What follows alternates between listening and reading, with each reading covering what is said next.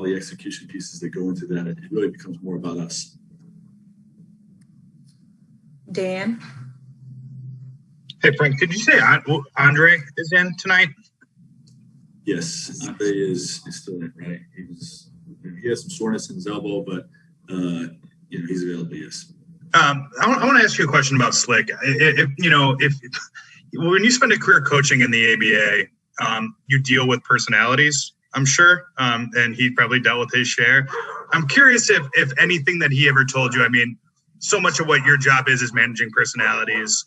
If any of that has been exceptionally useful to you in your last 2 years here with the Lakers. Yeah, I think he just used to say never get too high, never get too low with wins and losses, but also with players. Never get too down on a guy. And everybody's human, and they're gonna make mistakes and have stretches where they play well and stretches where they don't. And he was big on just keeping an even keel with those sort of things. Kyle.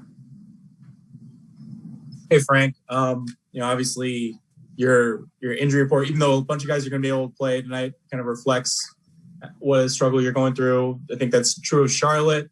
Obviously, there was a really devastating injury to Jamal Murray yesterday. I know you've said several times that, the schedule is what it is. We're grinding through it. We got to do it. But on the other hand, has the team provided any feedback to the league, or do you kind of have a hope that maybe the league is seeing health-wise how this schedule is affecting guys and maybe adding to sort of the injury load?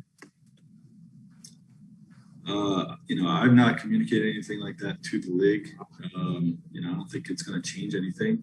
I think there's inherent risks with a condensed schedule, and we all have to just make the best of it and hope for the best. It's a heartbreaking injury to see Jamal go down like that.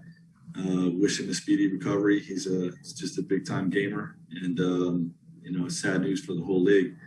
But in terms of anything changing with trying to get through a difficult year with the pandemic, I just don't think anything's going to change. So, I know I have not communicated anything to the league, in terms of the schedule. Michael Duarte. Yeah, Frank, kind of to piggyback off of that, we're at the end of a very long road trip, technically a 7-game road trip for you, second night of a back-to-back, a lot of guys banged up, and you're shorthanded. So how do you manage the minutes so you don't have tired legs in the fourth quarter tonight?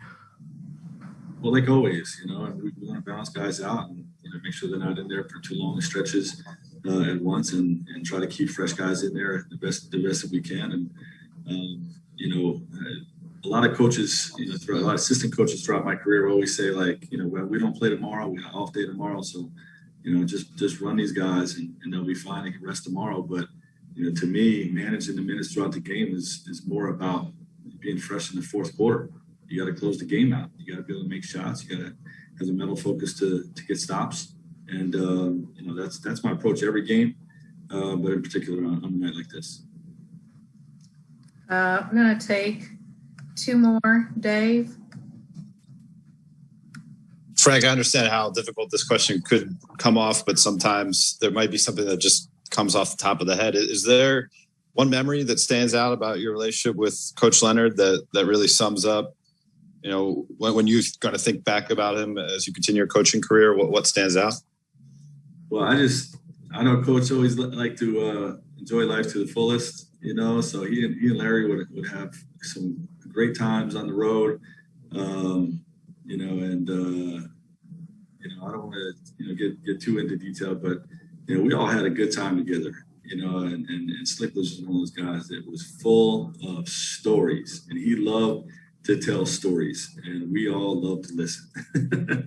And whether it was him hanging out with Larry or just Slick by himself, or the lunches, my wife and I would always get together with Slick and Nancy for lunch when we returned back to Indiana in the summer over the last few years. And, I just loved hearing all those stories.